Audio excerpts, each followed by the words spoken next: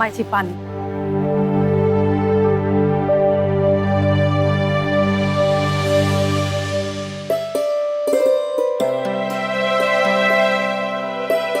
आप वहां बैठिए।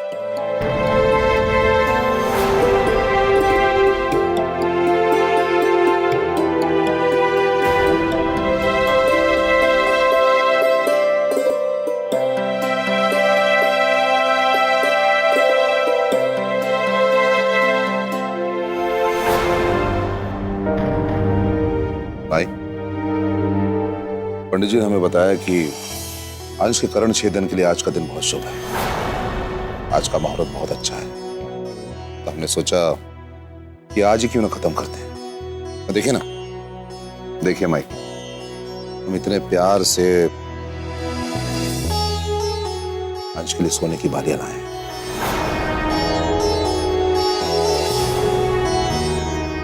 कैसी लगी आपको?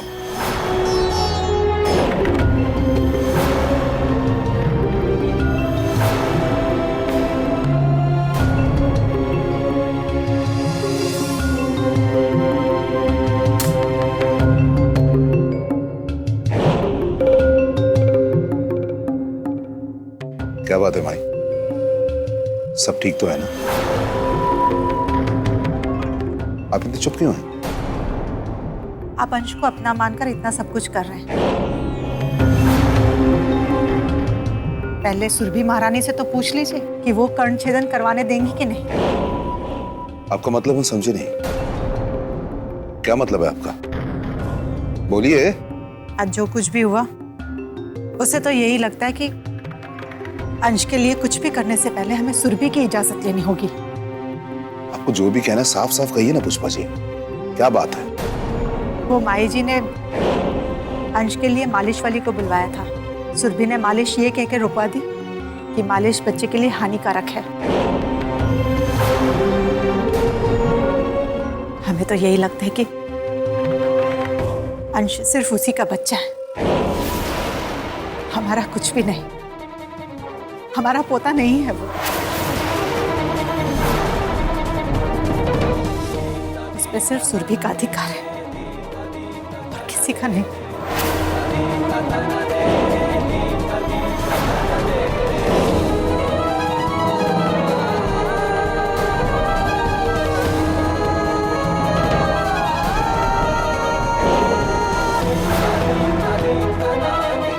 सुरभि,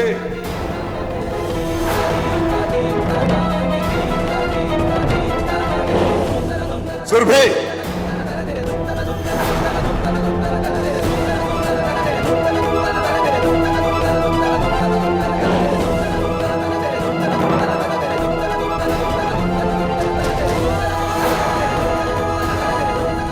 भुवन कहाँ है? जी बाबूजी, वो सुबह सुबह ही चले गए। अरे कुछ तो बताया होगा, कहाँ गया वो? जी वो बताकर नहीं गए कि कहाँ जा रहे हैं।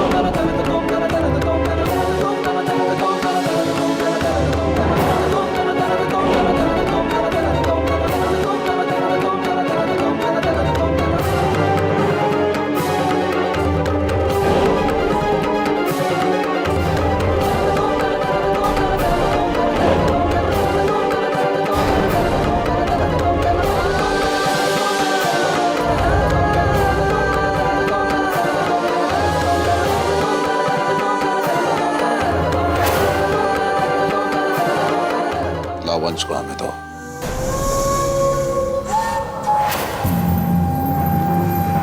आज राजपूत रीति रिवाज के अनुसार कर्ण छेदन होगा। अंश बहुत छोटा है ना।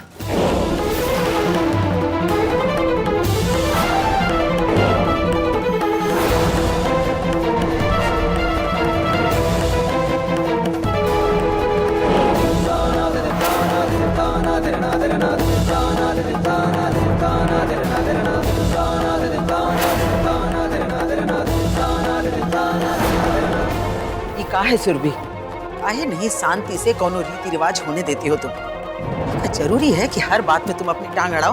पहले तुमने मालिश को लेके इतना हंगामा किया और अब इसके कान छेदन में भी अड़ंगा डाल रही हो। क्या हम लोगों का अंश पे कोनो हक नहीं है?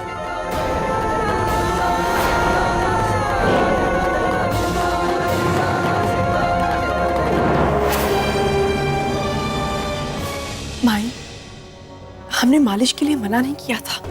हम तो बस ये कह रहे थे कि इतनी जोर जोर से मालिश करने से बच्चे को बहुत तकलीफ होती है ना। और वैसे भी माई,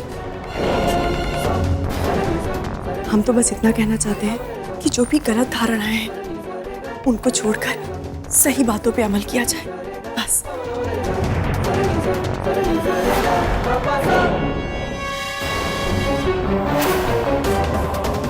अंश आप लोगों का ही है, इस पर आप लोगों का पूरा हक है।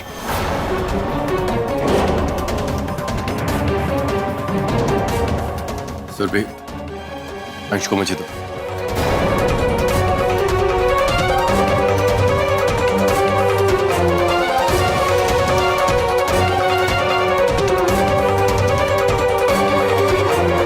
लीजिए पापा, और अंश के कान में छेद करवा दीजिए।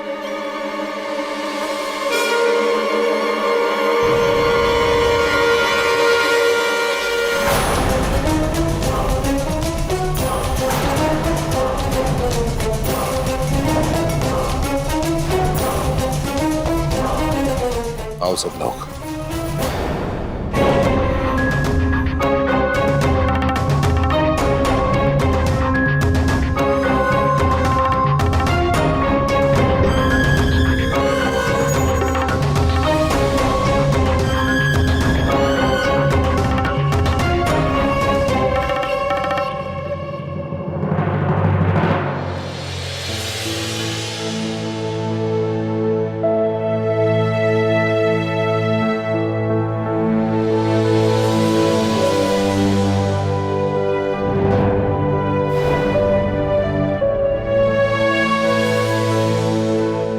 या कुंदेन्दुशारहारधवला या शुभ्रम्रस्त्रावृता या वीणावर्दण्डितमण्डितरा या श्वेतपद्मासना।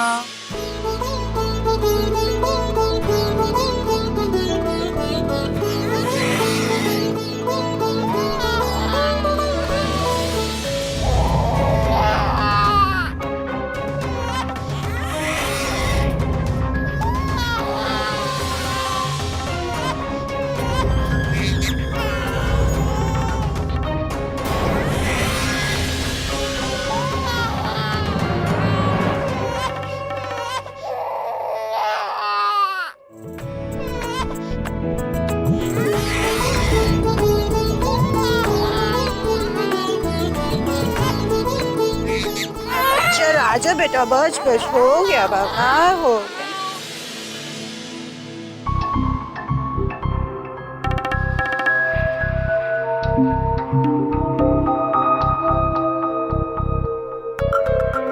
बाबूजी, हमारी बिटिया के भी कान छिदवा ले।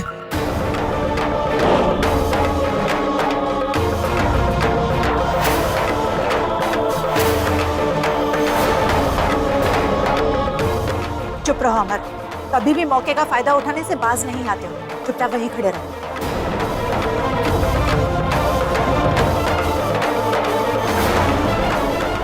माँ, मना मत कीजिए, प्राची के कान में भी छेद हो जाने दीजिए, इसमें गलती क्या है? पंडित जी, आप प्राची के कान में भी छेद करवा दीजिए।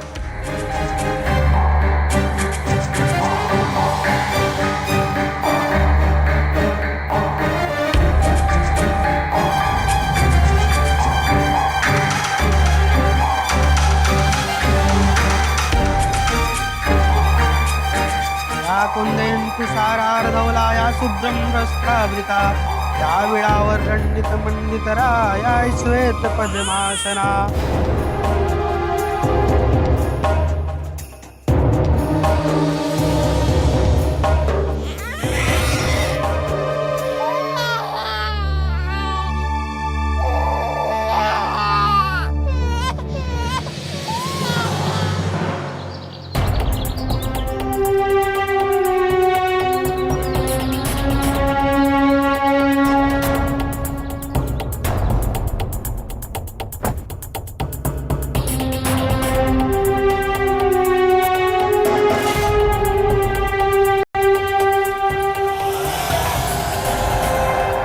अबे भैया,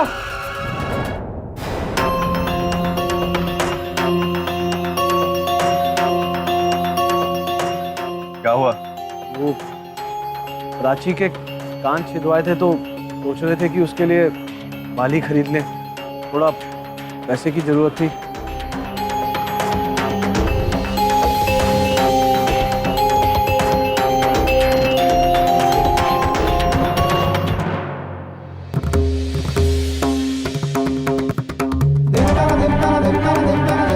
ये लो। भैया हाँ, वो दवाई भी लानी थी बच्चियों के लिए, टॉनिक।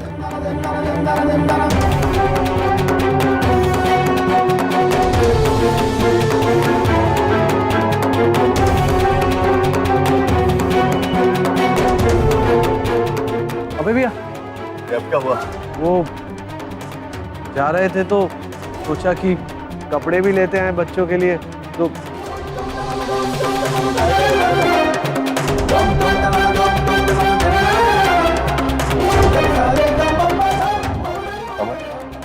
अब से मैं तुम्हारी तनख्वाह दुगनी करता। अब से तुम्हें अपनी मांगें सीमित करनी होंगी।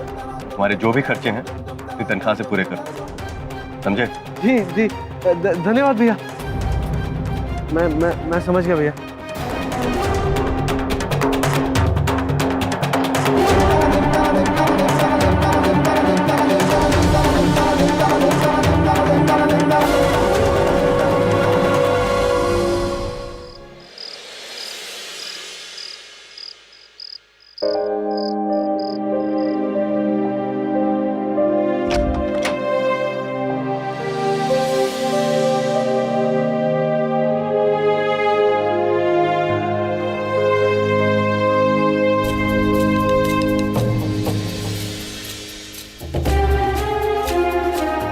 प्रतिमा, क्या हम एक बार प्राची को अपनी गोद में ले लें? हाँ दीदी।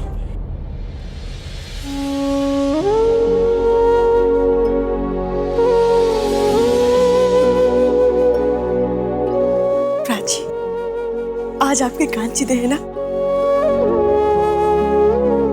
लेकिन आपकी मम्मा आपके लिए कान की बूंदे तक ना ला पाई। लेकिन कोई बात नहीं, हम आपको खाली हाथ नहीं जाने देंगे। आप हमारे कान की बूंदे पहनेंगी ना? प्राची को उसकी मम्मा की तरफ से पहला तोहफा। ये लो प्रतिमा।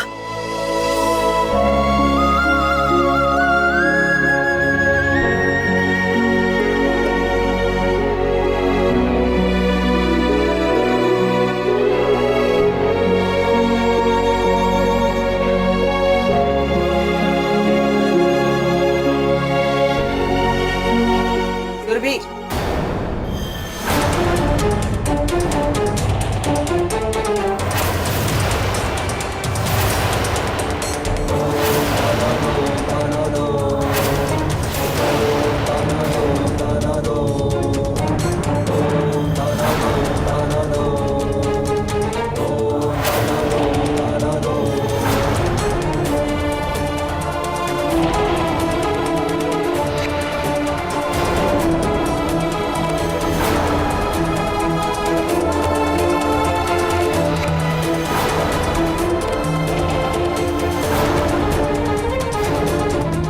सुरभि, इतनी रात को तुम और प्रतिमा यहाँ क्या कर रही हो?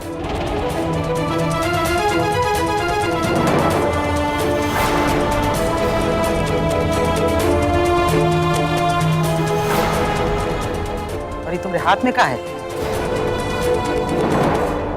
सुरभि से कुछ लिया का? दिखाओ हमें। कुछ नहीं माई।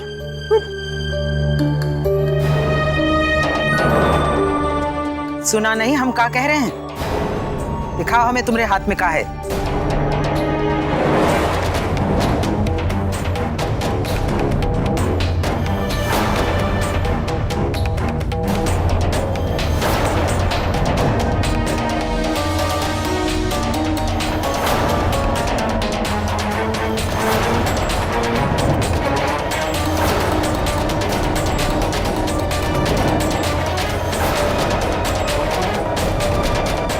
कान के सोने के बुंदे?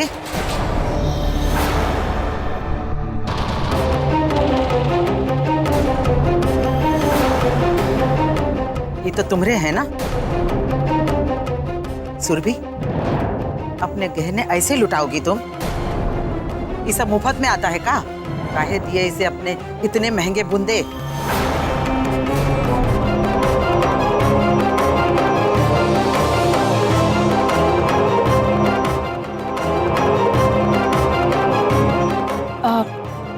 वो माई, हमारे मन में एक बात आई थी, क्यों ना अंश की खुशी के लिए, उसके अच्छे भविष्य के लिए हम कुछ दान कर देते हैं। तो बाहर जाने से अच्छा लगा कि क्यों ना हम प्रतिमा की बच्ची को अपने कान के बूंदे दान कर दें। उससे अंश को नजर भी नहीं लगेगी और उसका भविष्य बहुत अच्छा रहेगा।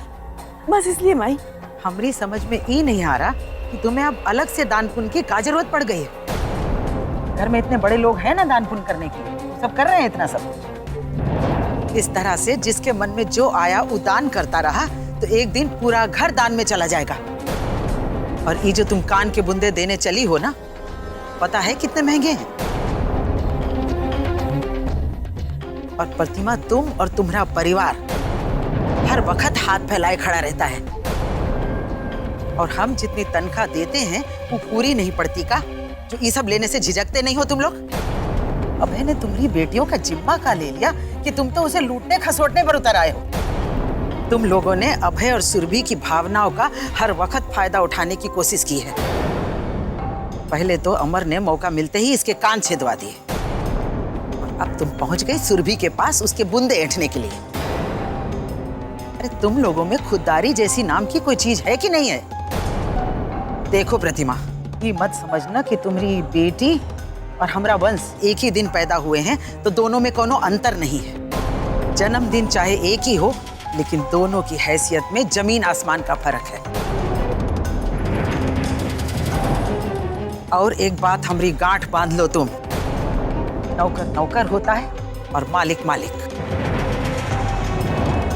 ये लिए तुम नौकर ही बनकर रहो तो अच्छा होगा।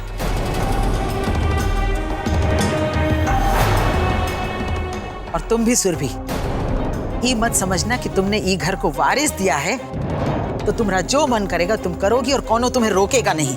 तुमने लड़का पैदा किया है इसलिए सबका तुमसे कुछ ज्यादा प्रेम है। ऐसा कौनो काम ना करो जिससे कि लोग तुम्हें गलत समझे।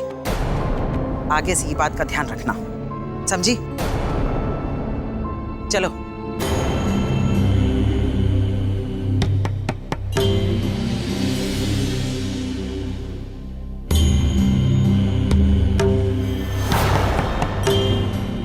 अब चलो यहाँ से।